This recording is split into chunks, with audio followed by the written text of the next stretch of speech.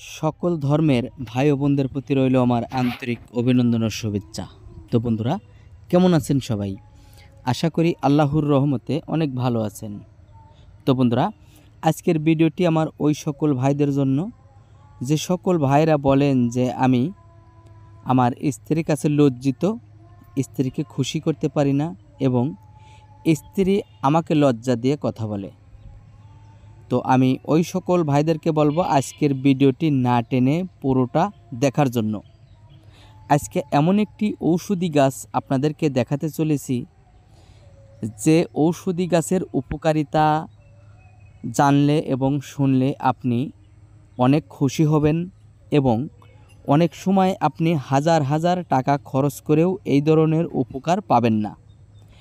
আপনি হয়তো যৌবনকালে অনেক ভুল করেছেন, অনেক ডাক্তার কবিরাজের কাছ থেকে ওষুধ খেয়েছেন, কিন্তু কোনো কাজে আসেনি। তো আমি অনুরোধ করব, আপনাকে টাকা দিয়ে কিনে খেতে হবে না। আপনি শুধু একটু কষ্ট করে ঔষধি গাছটি চিনে শুধু নিয়ম মাফিক ব্যবহার করেন, ইনশাল্লাহ আপনি 100% উপকার পাবেন। তো দেখুন, স্ক্রিনে যে গাছটি দেখতে পাচ্ছেন, এটা অনেকেই দেখে অনেক মন্তব্য করছেন। অনেকেই ভাবছেন যে এটা হয়তো সুপারি গাছের চারা, আবার কেউ ভাবছেন এটা তাল গাছের চারা, আবার অনেকেই ভাবছেন যে না, এটা নারকেল গাছের চারা। এই তিনটার কোনোটাই নাই ভাই। এটা এমন একটি ঔষধি গাছ, এমন একটি মূল্যবান মহা উপকারী ঔষধি গাছ। অনেকেই নাম শুনেছেন, আবার অনেকেই নামটা শোনেন নাই। তো আমি নাম বলবো এবং নিয়মটি আপনাদেরকে জানিয়ে দেব।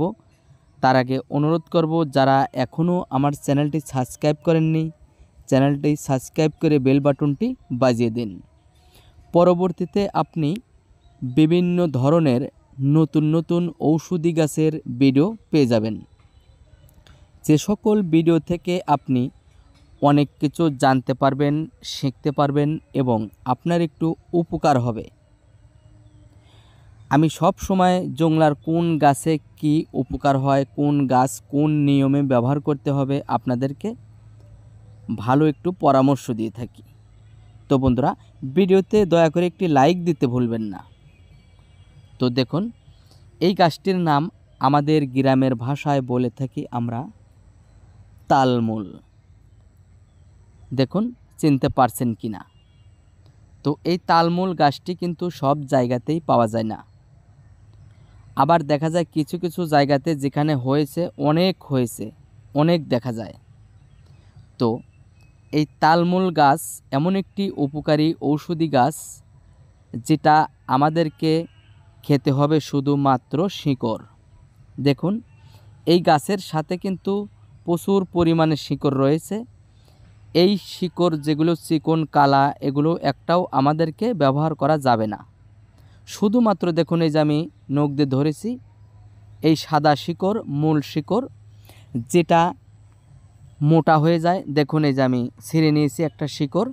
দেখুন, এই শিকড়টাই আপনাদেরকে শুধু খেতে হবে। দেখুন, এই শিকড়টি আপনি যেখানেই পান বা এই গাছটি যেখানেই দেখতে পান, যদি আপনার হাতের নাগালে থেকে থাকে তাহলে ভালো, আর যদি না থাকে তাহলে আপনি একটু খোঁজাখুঁজি করে একটু চেষ্টা করে দেখবেন কোথায় পাওয়া যায়। তো পাওয়ার সঙ্গে সঙ্গেই এই গাছটি আপনি টান দিয়ে তুললে হয়তো এই ধরনের মোটা শিকড় নাও উঠতে পারে। আপনি যে কোনো কাঁচি অথবা পাসন বা কোদালের দ্বারায় শিকড়টি আপনি তুলে নেবেন। তুলে নিয়ে এসে ভালো পানি দিয়ে পরিষ্কার করে ধুয়ে নেবেন। ধোয়ার পরে এই শিকড়, যেটা মূল শিকড়, মোটা শিকড়, আপনি 1 ইঞ্চি পরিমাণে শিকড় নেবেন। নিয়ে অবশ্যই ভালো একটি সুন্দর তাজা মসমসে কাঁচা পান হতে হবে। এই পানটাও আপনি ভালো পানি দিয়ে পরিষ্কার করে সুন্দর করে ধুয়ে নেবেন। ধোয়ার পরে এর মধ্যে চুন সুপারি কিছুই নেওয়া যাবে না, শুধু একটি পান। এই পানের সাথে আপনি 1 ইঞ্চি পরিমাণ শিকড় নিয়ে আপনি প্রতিদিন ঘুমানোর আধা ঘন্টা আগে, মানে খাওয়ার আধা ঘন্টা পরে আপনি একবার খান। ইনশাল্লাহ দেখুন আপনি সঙ্গে সঙ্গেই উপকার পেয়ে যাবেন। এবং যে সকল ভাইরা বলেন যে আমার কাছে কোনো পান নেই, যদি ঘরে খাঁটি মধু থাকে অবশ্যই মধু দিয়ে খেলে আরও বেশি উপকার পাবেন। মধুটি অবশ্যই খাঁটি হতে হবে। যদি আপনারা নিয়মিত মধু দিয়ে খেতে পারেন ইনশাল্লাহ আপনি 100% উপকার পাবেন। তো বন্ধুরা, অবশ্যই শিকড়টি এরকম মোটা হতে হবে, সাদাটা মূল শিকড়টা খাবেন। আর খাওয়ার পরে উপকার কীরকম পেয়েছেন, উপকার হয় কি না আপনি অবশ্যই আমার কমেন্টে জানাবেন, জানাতে ভুলবেন না। 2-1 দিন খাওয়ার পরে আপনি খাওয়া বাদ দেবেন না, আপনি খাওয়া চালিয়ে যাবেন, ইনশাল্লাহ আপনি 100% উপকার পাবেন। তো বন্ধুরা, ভিডিওটি ভালো লাগলে একটি লাইক দিতে ভুলবেন না। তো ভালো থাকুন, আল্লাহ হাফেজ।